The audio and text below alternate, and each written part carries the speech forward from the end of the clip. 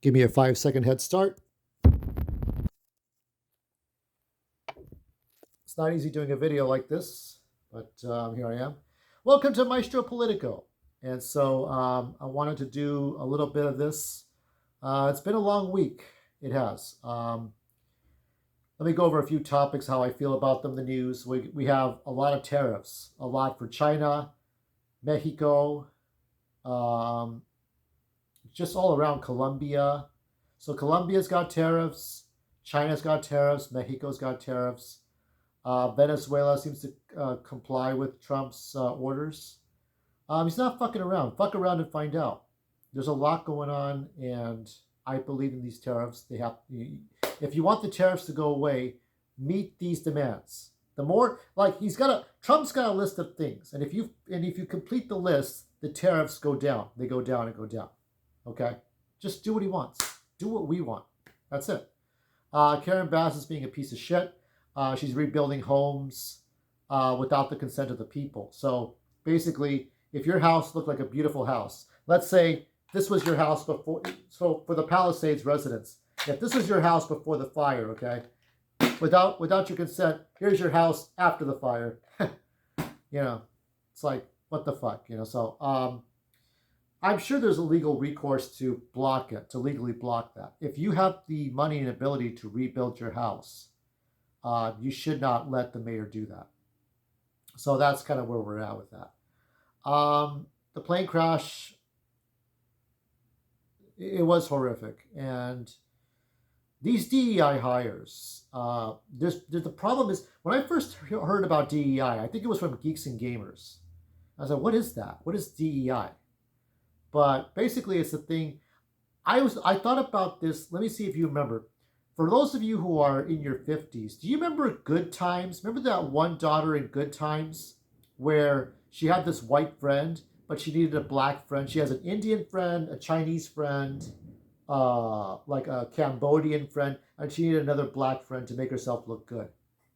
I haven't looked it up on YouTube, but I bet you every red cent you've ever made in your entire life that episode is up there. Wouldn't recommend putting it up because copyright, right? But I bet that full episode is up there, or at least that clip, and everybody will be like, hey, what does this remind you of? What does this remind you of? What does this remind you of? What does this remind you of, right? Right? Who's seeing this in 2025? Hey, this looks familiar. DEI episode, right? But that Good Times was made in the 1970s, with John Amos and Jimmy Walker, right? And Estelle, not Estelle Getty, I forgot, Estelle Harris. And that was an episode of that. And the moral of that episode was that we don't take people like that. Nobody gave me a trophy for being Mexican. Okay, so the moral was that say fuck you to these white people trying to DEI hire. It was for a community group in her high school. That was the whole point of that episode. But that episode resonates. So between that and that, and what else has been going on? A lot, just a lot. Every day is Christmas. Tulsi Gabbard's got to get confirmed. Kash Patil's got to get confirmed. RFK Jr.'s got to get confirmed. We got to stop with this bullshit of making excuses. There is nothing that is. I mean, if you look at what's happening with the committee hearings, it's almost like it's like watching an episode of the LAUSD. Like there used to be episodes of the LAUSD where they're making decisions on the floor, right?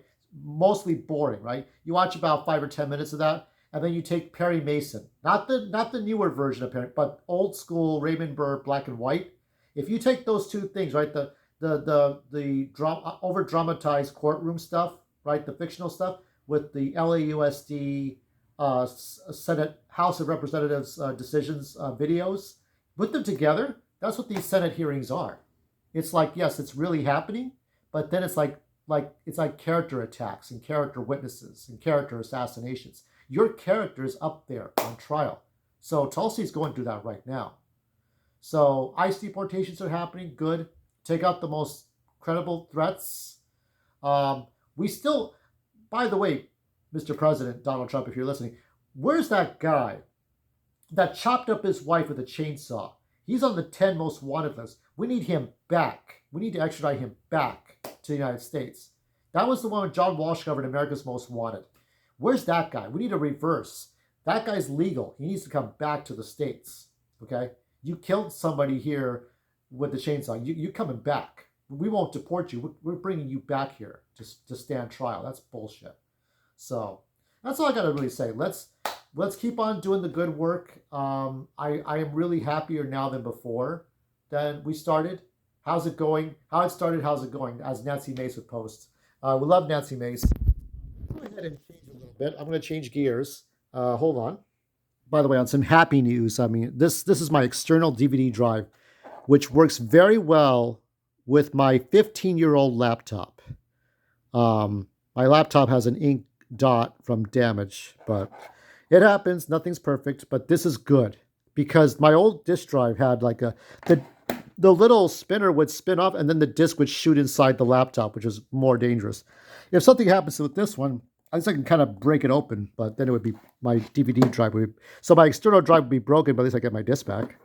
So how much should you enjoy things that are kind of tainted works? So Tom Hanks is a bit tainted, isn't he? But can you still enjoy Forrest Gump? I intend to watch this movie again because I'm watching Forrest Gump. I kind of like the kid.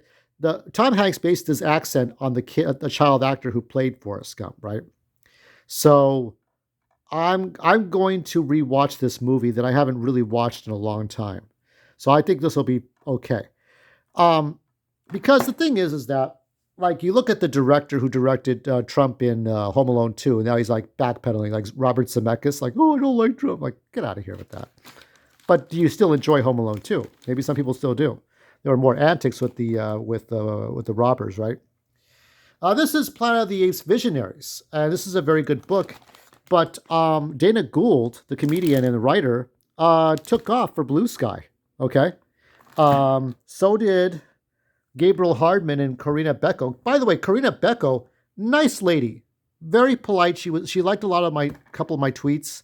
Very sweet woman, but she took off for Blue Sky. So did Gabriel Hardman, and a lot of people like Rosario Dawson went to Blue Sky and then made one post and left. Rosario's in deep doo-doo. Sorry. Here's the second book. Best Green Lantern books, okay? But unfortunately, they were written by people who are afraid of Trump and hate Trump because reasons, okay? Same with Tom Taylor. You know what Tom Taylor's problem is? Made excellent Injustice. This is the best DC Universe book I could tell you to find.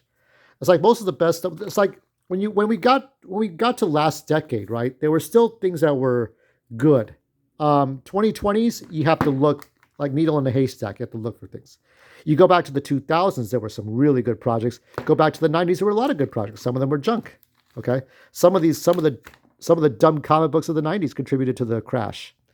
But whether it's books or music, I think Candace Owens admitted there were some Taylor Swift songs she likes, but Taylor Swift's in a lot of trouble with the law or in a court of law. So let me know what you think. Are there works that you like that you would gladly read over again, or you would watch over again, or you listen to, even though they're either made by woke people or broken people or Trump haters? The only one that I've stopped looking at was Kingdom Come. The reason why with Kingdom Come was because Mark Waid, the guy who helped write it, used tortious interference to interfere with an independent writer, an artist to create his own comic books. So he used tortious interference, which is kind of worse than like what happened with Jerry and Joe with Superman all those years ago with the copyright stuff. But you don't do that. So I don't know. I think there's just some things that turn my stomach sour. So stay tuned for Maestro Fuego, and I'll see you next week.